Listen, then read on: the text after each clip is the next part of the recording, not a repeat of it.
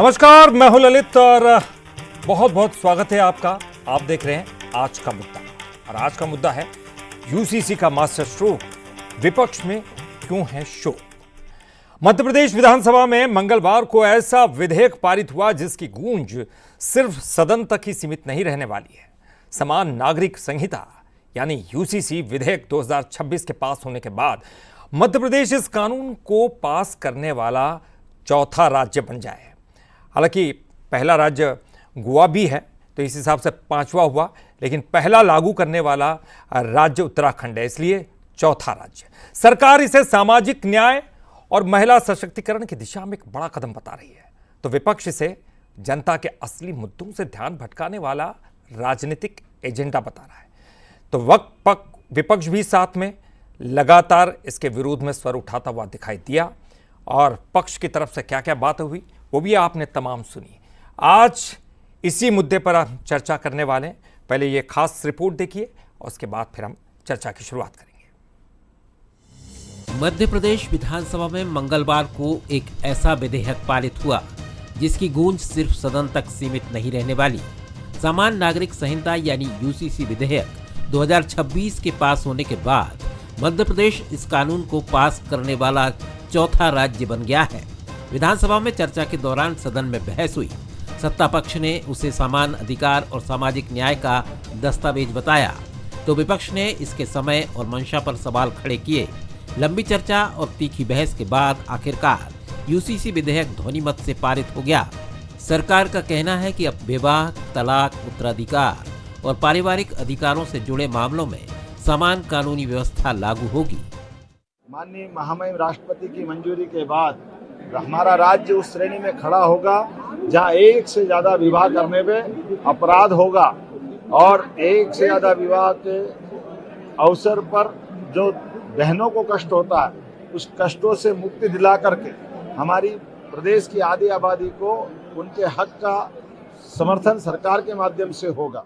जो हमारी योजना थी, जो हमारी मांग थी और जो हिंदुस्तान चाहता था, आज यूसीसी बिल रखा, लेकिन कांग्रेस ने 2 मुस्लिम विधायकों के दबाव में हमने आदिवासियों को इस बिल से बाहर रखा है, लेकिन आदिवासियों का भी अपमान किया, अन्य लोगों का भी अपमान किया। कुल मिलाकर कांग्रेस की ये समझ में आ गई कि कांग्रेस कल भी 47 के विभाजन के समय भी मुसलमानों के दबाव में थी।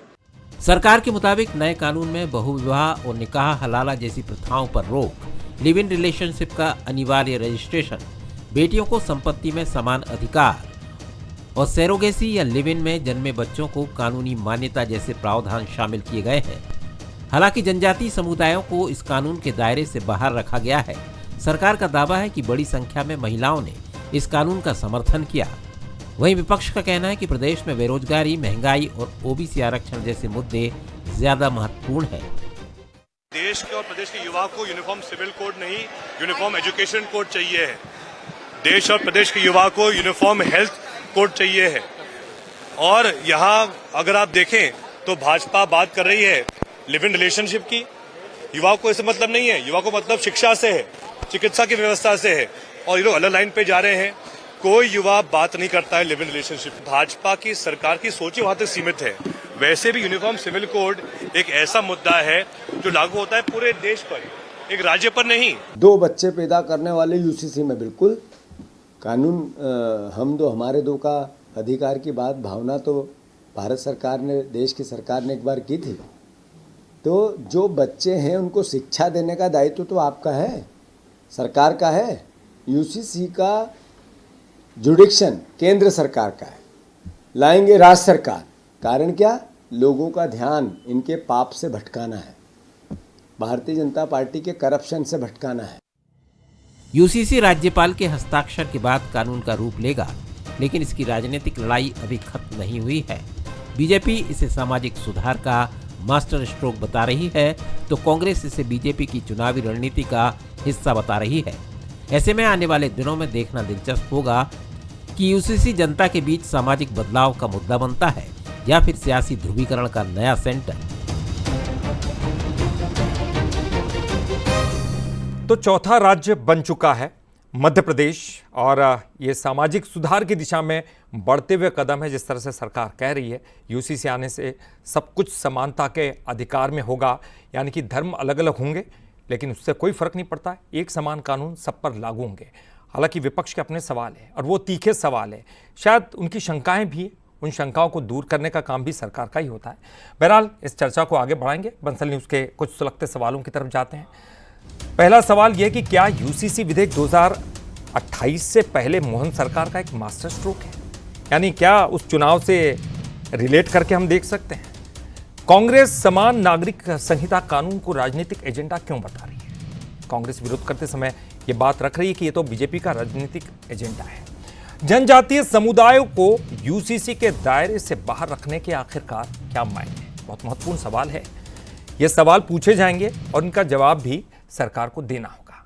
लेकिन सरकार क्या जवाब देती है? वो तैयार हैं, तमाम चीज़ें अलग अलग राज्यों में लागू हो चुका है। रिपोर्ट बाकायदा समिति बनाएगी, समिति ने रिपोर्ट तैयार की, उसके बाद ये रिपोर्ट पटल पर रखी नहीं रखी और क्यों नहीं रखी, विपक्ष लगातार कह रहा है कि वो तमाम जो सुझाव हैं क्या वो लिए गए, क्या विपक्ष को भी इसमें सम्मिलित किया गया, ये भी बहुत महत्वपूर्ण बात है। लेकिन चलिए आपको बता दें कि अभी तो ये बिल पास हुआ है, राज्यपाल के पास जाएगा, जब वो हस्ताक्षर करेंगे गजट में नोटिफिकेशन होगा, उसके बाद फिर ये कानून बनेगा। लेकिन ये तमाम चीज़ें जो सियासत के दायरे में है उसी पर आज हम चर्चा करने वाले हैं। और हमारे साथ जो मेहमान मौजूद हैं, चलिए परिचय करा दें। हमारे साथ स्टूडियो में मौजूद हैं योगेश पंडरागे जी, विधायक है बीजेपी के, बहुत बहुत स्वागत करते हैं आपका। साथ ही हमारे साथ वरिष्ठ पत्रकार दिनेश गुप्ता जी भी है। दिनेश जी आपका भी बहुत बहुत स्वागत करता हूँ। और हमारे साथ पूर्व विधायक कांग्रेस के जुड़ गए हैं विनय सक्सेना जी। विनय जी आपका भी बहुत बहुत स्वागत करता हूँ। और सबसे पहले मैं चलिए शुरुआत करना चाहूँगा दिनेश जी आपसे ही। समानता का कानून कहा जाता है, लेकिन वो समानता कहाँ तक? क्या वाकई में वो समानता सब क्षेत्रों में दिखाई देती है? विपक्ष लगातार आरोप लगा रहा है। क्या ये राजनीतिक रूप से सरगर्मियां बढ़ाने वाला एक विधेयक है, बिल है, या वाकई में इसके दूरगामी परिणाम है और वाकई में सामाजिक समरसता या फिर सामाजिक जो भेदभाव है जो अभी तक दिखाई दे रहा है वो मिटता हुआ दिखाई देगा? डेमोक्रेसी में आपका विचार बहुत महत्वपूर्ण है ना। हमारा विचार क्या है? भारतीय जनता पार्टी ने एक बार नहीं अनेक बार बताया कि उनका विचार 3 तलाक के खिलाफ है, उनका विचार समान नागरिक संहिता के पक्ष में है, उनका विचार जम्मू कश्मीर में एक निशान एक विधान का है। तो वो अपने एजेंडे पे काम कर रहे हैं। और जनता ने उनको चुना क्यों है, बहुमत क्यों दिया? इसी काम के लिए दिया हुआ है, क्योंकि मैंडेट क्या है डेमोक्रेसी में? आप अपने एजेंडे के साथ जाते हैं और उसको लागू करते हैं। यदि आप में देखते हैं कि कोई सहमति नहीं बन रही है तो बात अलग है। देखिए, सहमति बनाना, संवाद करना एक अच्छी राजनीतिक प्रक्रिया का हिस्सा है। कि आप जो है देश में सामंजस्य बनाना भी आपका काम है ना। यदि आप कोई आपका पॉलिटिकल एजेंडा है तो उसको ऐसे लागू करें कि कोई जो है देश में सब कुछ ठीक रहे। जैसे 3 तलाक में हमने देखा लोगों के प्रोडिक्शंस थे, गलत साबित हुए, लेकिन 3 तलाक के बाद जो नतीजे मिलना चाहिए थे लोकसभा चुनाव में शायद वैसे नहीं थे, है ना। और जगह भी बहुत सारी जो चीज़ें हैं वो नहीं हुई, क्योंकि वो एक पॉलिटिकल प्रोसेस है कि आपने किस तरह से चीज़ों का पोलराइजेशन हुआ। तो अभी आप देखिए कि उल्टा चल रही है केंद्र सरकार। भाई वो खुद यूसीसी नहीं ला रहे हैं लेकिन राज्यों में कर रहे हैं। तो आप रिवर्ट क्या करेंगे? कहेंगे कि साहब इतने राज्य पारित कर चुके हैं, अब इतनी विधानसभाओं का समर्थन है तो हमें लोकसभा में क्यों रोका जा रहा है? ये फिर राजनीति का विषय राष्ट्रव्यापी होगा, क्योंकि दक्षिण भारत में तो ये शायद लागू ना हो, दक्षिण भारत में तो ये समस्या रहेगी ना। तो इसलिए वो राजनीति का जो सिरा है वो यहाँ से दिल्ली जाएगा, दिल्ली से यहाँ नहीं आ रहा है। जो काम उनको करना चाहिए था केंद्र को, वो राज्य अपने अपने स्तर पर कर रहे हैं। और यही विपक्ष का मूल विरोध है कि आपको नहीं करना चाहिए, आप राज्यों को अधिकार नहीं है, क्योंकि जो समान नागरिक संहिता है मान लीजिए वहाँ साउथ में लागू नहीं है, आप नॉर्थ में लागू है। लेकिन केंद्र को करने में दिक्कत क्या है? वो तो उतनी केंद्र में पर्याप्त उनके पास सदस्य नहीं। देख तो रहे हैं हम अपना हाँ, केंद्र वही में जो दिक्कत है। अब परिसीमन बिल का क्या हुआ। तो आपको उतना पॉलिटिकल मैंडेट नहीं है ना लोकसभा चुनाव में, तो आप कैसे करेंगे? इसलिए ये एक तरीका अपनाया गया। तरीका अपनाया है। जैसे हमने देखा ना कि आप परिसीमन में भी उन्होंने हर राज्य से एक संकल्प ले लिया कि सब परिसीमन लागू किया जाए। तो ये भी आप केंद्र सरकार कहेगी ना कि देखिए साहब इतने राज्यों ने संकल्प पारित किया है तो हम परिसीमन भी लाएंगे, इसलिए हम ये सब कर रहे हैं। तो राजनीति का हिस्सा है, नियमों का इंटरप्रिटेशन है, नियमों को अपने तरीके से उसकी व्याख्या करना है तो वो कर रहे हैं। ठीक है सर, मैं अब रुक करूंगा अपने साथ जुड़े हुए योगेश जी। योगेश जी, बीजेपी का एक विचार था, ये कह रहे हैं कि राजनीतिक एजेंडा है और आपके एजेंडे को आप लागू कर रहे हैं।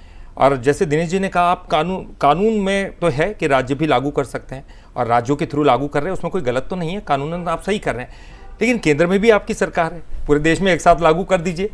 आपके पास वो बहुमत है नहीं, तो इसका मतलब कोई ना कोई तो विरोध कर रहा है, आपको भी ये पता है।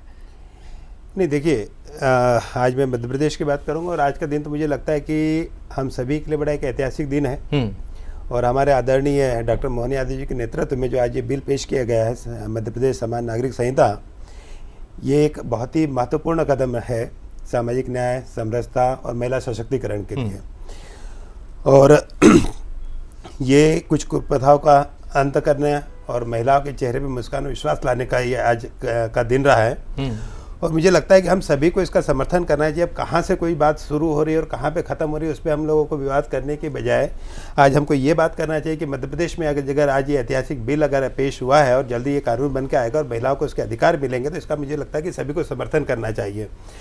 और रही बात जो आप बात कर रहे थे कि राजनीतिक एजेंडा की, तो ये तो हमारा संकल्प पत्र था। संकल्प पत्र में ये हमने लिखा था और ये हम लोगों के लिए बड़ी अच्छी बात है कि हमने हमारे संकल्प पत्र में, हमारे घोषणा पत्र में जो भी बातें रखी है, उन सभी चीजों को हम लोग एक एक करके पूरा करते जा रहे हैं। लेकिन काफी दिन लगा दिया आपने सर, सरकार आपकी काफी समय से लगे, केंद्र में भी आपकी काफी समय से सरकार। बिल्कुल बिल्कुल, इस बार जरूर आपके संख्या बल कम रहा, पहले तो था आपके पास जी।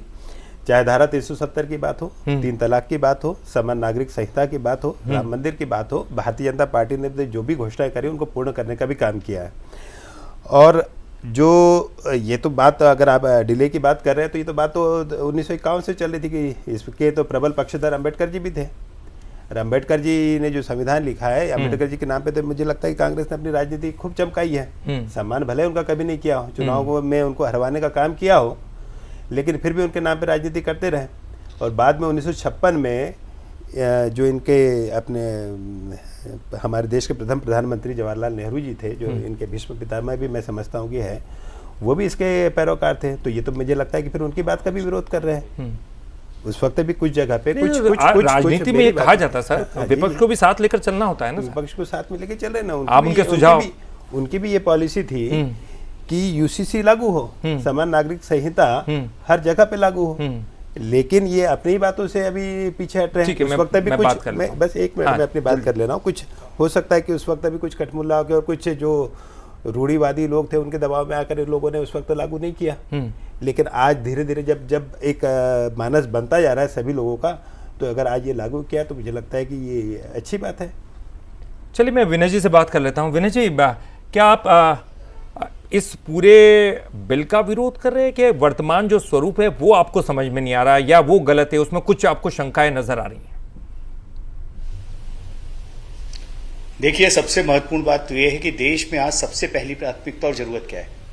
देश का युवा सड़कों पे है, देश का किसान सड़कों पे है, देश की महिलाएं और बच्चियां आज दुष्कर्म के परेशानी में हैं, देश में बेरोजगारी बढ़ रही है। और अभी जो एजेंडा की बात माननीय विधायक जी कर रहे थे बीजेपी के, कि हमारा संकल्प है, आपका संकल्प तो 2 करोड़ नौकरी देने का भी था, आपका संकल्प तो 15 लाख रुपए देने का भी था, आपका संकल्प तो यह भी था कि देश में हमारा हर व्यक्ति, हर धर्म, हर जाति सुरक्षित रहेगा।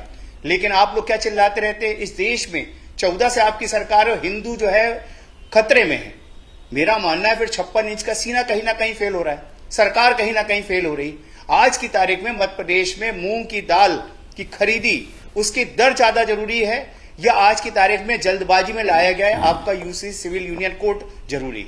मुद्दा यह है कि क्या आपने ऐसा कोई काम किया कि विपक्ष के साथ बगैर तानाशाही रवैये की, जिम्मेदारी के साथ, पत्रकारों के साथ? मैं आप सबसे पूछना चाहता हूं कि भोपाल में अगर जिस तरह से कह रहे कि इन्हें 9.5 लाख लोगों से चर्चा करी, जिस भी शहर में चर्चा हुई है 95% लोग भारतीय जनता पार्टी के पहले से बैठाए गए। आपके जैसे पत्रकार, आपके जैसे वरिष्ठ लोग क्या कभी इस तरह की जो इन्होंने बैठ के बुलाई उसमें थे? जिस तरह से फर्जी ढंग से इन्होंने अपने बीजेपी के अपने कहना जी मेंबर्स बनाए हैं, सिर्फ मोबाइल ले लेके, उस तरह से आप लोगों ने। विनय जी, वो तो ये भी कह रहे हैं कि 70% मुस्लिम महिलाएं उनके साथ है, 40%, मैं आपसे 76% मुस्लिम महिलाएं उनके साथ हैं, वो ये कह रहे हैं। ये उन्होंने दावा किया है। मैं आपसे क्या कहना चाहता हूं, ये 76% जो भी लोग आपके साथ है, तो जल्दी क्या है? थोड़ा चर्चा करा लीजिए, प्रवर समिति को भेज दीजिए। और क्या कह रही कांग्रेस? और सबसे महत्वपूर्ण बात यह है, क्या पूरा प्रदेश इस समय हमारे लोग सब हर तरह से सुखी हैं? क्या देश में एक सा खान पान, एक सी शिक्षा, एक सी एक समान आय, क्या एक समान कपड़ा, एक समान मकान आप क्यों नहीं लागू करके दिखा सकते? फिर तो ये भी करके दिखा दीजिए। एक सी आय होना चाहिए, जो अमीर है उसका पैसा गरीबों में बांट दीजिए, बराबर बराबर कर दीजिए। मैं आपसे पूछना चाहता हूं, क्या देश में इस समय महत्वपूर्ण मुद्दा आपका ये कानून पास करना है, या देश में जो और अभी ज्वलंत आग लगी हुई है पूरे हिंदुस्तान में, क्या उस पर चर्चा करना जरूरी नहीं था आज? बिल्कुल, आपने नीट पे हमारे बच्चों का भविष्य बर्बाद हो रहा है, उस पर चर्चा करना जरूरी नहीं था? मैं आपसे ये बातें करना चाहता हूं, जल्दबाजी किस बात की है? माननीय मोहन यादव जी, जब आपकी केंद्र सरकार के पास जो लोकसभा से प्रस्ताव पास होना चाहिए विधेयक, उसको आप लोग सरकारों को प्रदेश में पास करा रहे हो पहले। इसका मतलब है कहीं ना कहीं जी आप मुख्य मुद्दों से ध्यान भटका रहे हैं। बहुत सारी महंगाई है, बेरोजगारी है, तमाम मुद्दे जो उठा रहे हैं। अपनी बातों पे आ रहा हूँ। ठीक है विनय जी, मुख्य मुद्दे मतलब बेरोजगारी है। अभी नीट के मुद्दे पर इतना प्रदर्शन चल रहा है। विनय जी और हम लोग पिछली बार साथ में थे, और विनय जी को मैं बड़ा होशियार विधायक समझता था, लेकिन आज जिस तरह की बातें कर रही है, बहुत होशियार आदमी है, बड़ा उनका सम्मान भी करता हूं मैं। तो आपसे मैं कोई सर्टिफिकेट नहीं चाहिए मुझे। ठीक है सर, व्यक्तिगत मैं आपसे कोई आप ही का सवाल ले जा रहा हूं। दूसरी बात, आज अगर आज कोई ऐसा कानून अगर सदन में पारित होता है जिसमें महिलाओं को उनके अधिकार मिलते हैं, उनको सुरक्षा मिलती है, कुछ कुप्रथाओं का अंत होता है, बच्चों को उनके अधिकार मिलते हैं, कोई इलेजिटिमेट शब्द उनके लिए प्रयोग नहीं किया जाएगा, साथ ही जो है जो 3 तलाक जैसा कानून का अंत हुआ, अगर महिलाओं को उनके अधिकार मिले, संपत्ति में उनका अधिकार मिला, तो मुझे बता दीजिए इसमें कांग्रेस को दुख क्यों हो रहा है? सर रिपोर्ट और क्या दूसरी आपके साथ वो समर्थन में है, ये वो कह रहे हैं। मैं एक चीज बोल रहा हूँ, आज अगर कांग्रेस ने इस बिल का अगर विरोध किया होगा तो मुझे बता दे। कांग्रेस हम बात कर रहे थे यूसीसी पे, और कांग्रेस बात कर रही थी ओबीसी आरक्षण पे। वो कह रहे हैं सिलेक्ट कमेटी के पास ले जाइए, आप मुद्दे को चर्चा हो जाए। मैं तो बोल रहा था वहां पे कि ये तो विरोध करके बता दे। अगर ये विरोध कर रहे हैं तो विरोध करके बता दे यूसीसी का। ये खुद भी समझ रहे हैं कि वो कानून एक ऐसा कानून है, समान नागरिक संहिता, जिसमें महिलाओं को उनके अधिकार देने की बात है, कुछ कुप्रथाओं का अंत है। लिव इन रिलेशन में अगर महिलाओं को उनको अगर सुरक्षा और उनके अधिकारों की बात हो कि उनके साथ किसी तरह का अपराध न हो, उसका अगर रजिस्ट्रेशन हो, तलाक किसी पंचायती कानून के आधार पर न हो, 3 तलाक के आधार पर न हो, अगर ऐसे अधिकार अगर दिए जा रहे तो मुझे बता दीजिए इस कानून में गलती क्या है?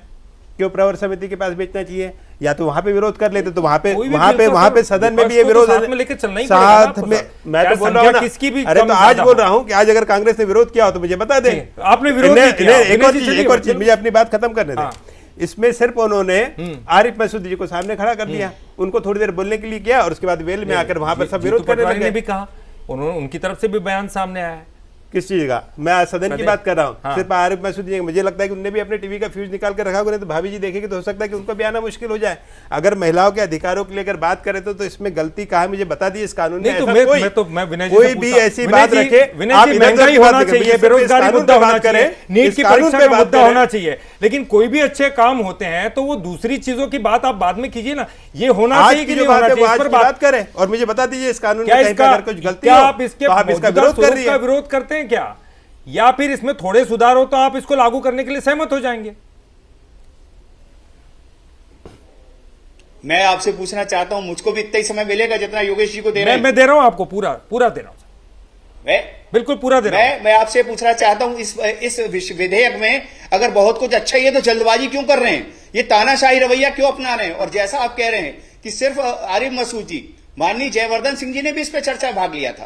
आप लगता सदन में थे नहीं, विधानसभा में। मैं आपसे ये भी पूछना चाहता हूं कि क्या आप लोग इस विषय पे, अगर प्रवर समिति आखिर किस समिति है? हमारे विधायक और वही तो उसमें है ना, या कोई और बाहर का आदमी है?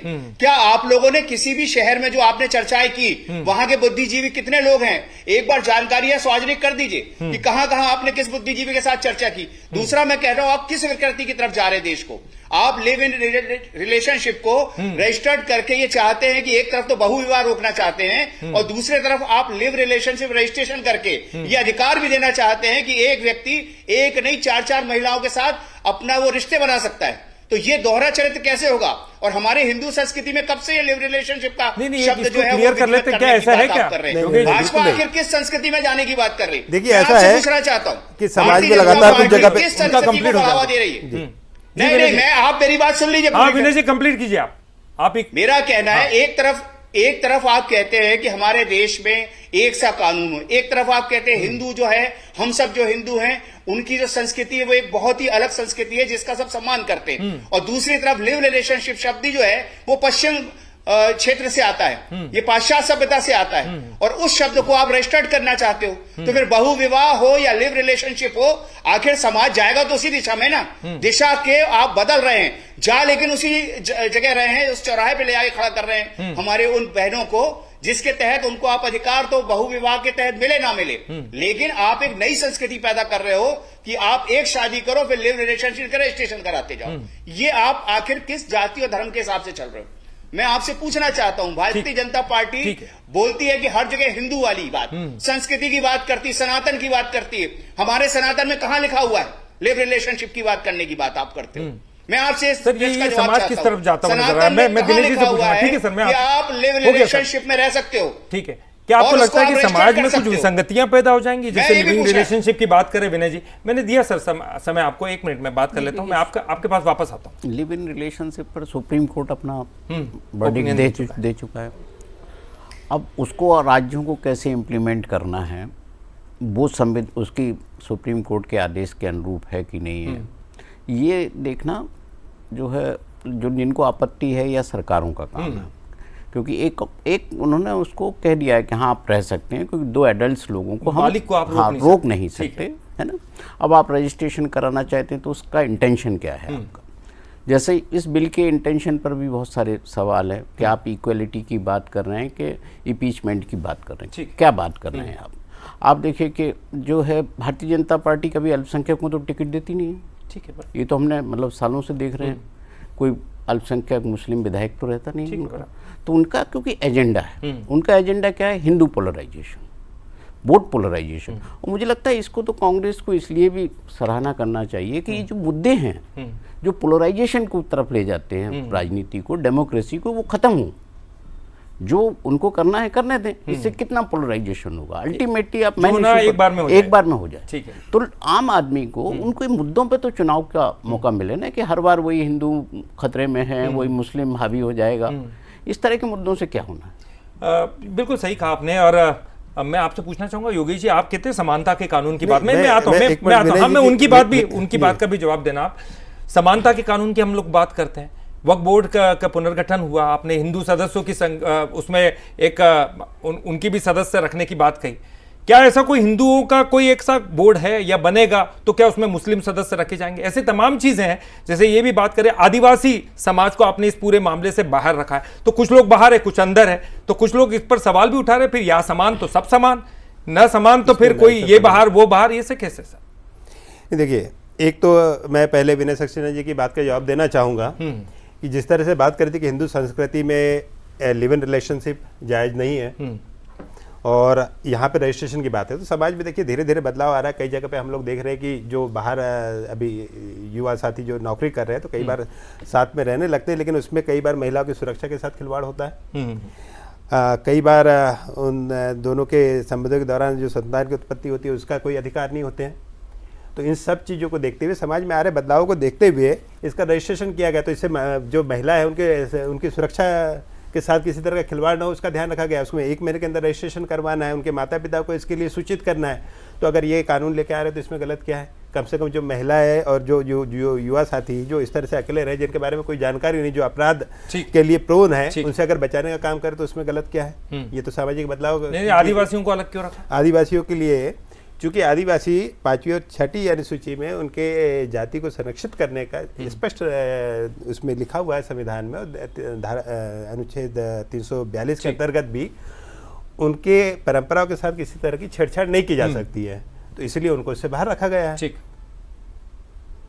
लेकिन बाकी सभी जगह पर जहाँ पे हम लोगों को लगता है कि किसी महिला के साथ किसी तरह का कोई उनके अधिकारों का हम हनन कर रहे हैं, तो वहां पे उन सभी को लिया गया है। तो अगर महिला अधिकार में, तो सिर्फ इतना पूछना चाहता हूं कि इस कानून में विरोध का मेरे को कोई एक कारण बता दे। आखिरी कमेंट आपका, वो कह रहा है कि आप कह रहे हैं कि जिस तरह से ये कानून जो है विसंगतियां पैदा कर सकता है, वो कह रहे हैं नहीं है, उसमें स्पष्ट वर्णन है, रजिस्ट्रेशन जरूरी है ताकि कुछ गड़बड़ ना हो, कुछ गलत ना हो, जो अभी तक चला जा रहा था वैसा ना हो। रजिस्ट्रेशन कम से कम जो बच्चे होंगे वो वैध होंगे, उनके लिए तमाम समान अधिकार जो अधिकार रखे गए हैं, ये तमाम चीजें। लेकिन विनय जी, आपका मुख्य मुद्दा जो एक मेन पॉइंट है जिसको लेकर आपका सशक्त विरोध है, वो कौन सा है?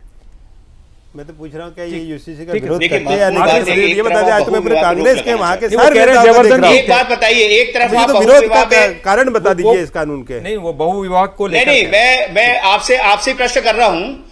एक तरफ बहुविवाह का आप विरोध करना चाहते हो और दूसरे तरफ लिव रिलेशन के नाम पे आप कितनों को भी छूट देना चाहते हो। नहीं, उसमें भी तो कोई छूट आखिर नहीं ये है। हिंदू संस्कृति उसमें भी का कौन सा रजिस्ट्रेशन व्यक्तित्व होगा। पेश कर रही है? अगर वो भी भारतीय ऐसा- जनता पार्टी में कहां लिखा है हिंदू सनातन धर्म में कहां लिखा है बहुविवाह का? और बहुविवाह को आप लिव रिलेशनशिप में बदलना चाहते हो और उसमें अधिकार दिलाना चाहते हो। इसका मतलब है कि आप देश में पश्चिमी सभ्यता को लाना चाहते हो और आप उसको स्वरूप क्या दे रहे हो कि हम अधिकार दे रहे हैं। अरे आपने शिक्षा का अधिकार तो दिया नहीं, खान पान का अधिकार दिया नहीं। आपने एक देश एक टैक्स करके जो जीएसटी लागू किया था आपको 12 बजे जश्न बना के, उसके बाद पेट्रोल डीजल को जीएसटी में आप ला नहीं पाए। आपकी सरकार जो कुछ कहती है और जो कुछ करती है उसका परिणाम हमेशा शून्य मिलता है। इस व्यवस्था में जब तक पूरे देश के लोग चर्चा में शामिल ना हो, इसमें कुछ समय दिया जाना चाहिए था। कांग्रेस इस दिशा में बात करती है। आप लोग चलिए जिस सर, जल्दबाजी चलिए में सर, कोई समय मेरे कानून पास को इतना ही बहुमत था, के आधार समय मेरे पे, पास इतना ही था। बहस तानाशाही जारी के आधार रहेगी, पे लगातार इस आप पर लोग बहस अपनी होती रहेगी। मनमानी बिल के तो आधार पेश पे हो गया है। करना चाहते हैं, विनय जी, मेरे पास समय इतना था, बिल तो पेश हो गया, अब ये राज्यपाल के पास जाएगा, हस्ताक्षर होंगे, वह कानून बन जाएगा। लेकिन ये बहस कहीं खत्म होने वाली नहीं है, क्योंकि विपक्ष के पास तमाम अधिकार हैं और तमाम अधिकार यानी कि केवल सदन में नहीं बल्कि वो सड़क पर भी संग्राम कर सकती है और सरकार को याद दिला सकती कि ये गलती है, इसको सुधारिएगा। तो यूसीसी पर लगातार सियासी, अब ये देखना होगा कि ये क्या सामाजिक बदलाव होता है इससे या केवल राजनीतिक रार और राजनीतिक संग्राम ही दिखाई देता है। फिलहाल आप तीनों का ही बहुत बहुत शुक्रिया। योगेश जी आपका भी, विनय जी आपका भी, दिनेश जी आपका भी बहुत बहुत शुक्रिया। और इसी के साथ इस डिबेट में फिलहाल के लिए इतना ही। कहीं मत जाइएगा, आगे देखिए हमारी खास पेशकश प्राइम में।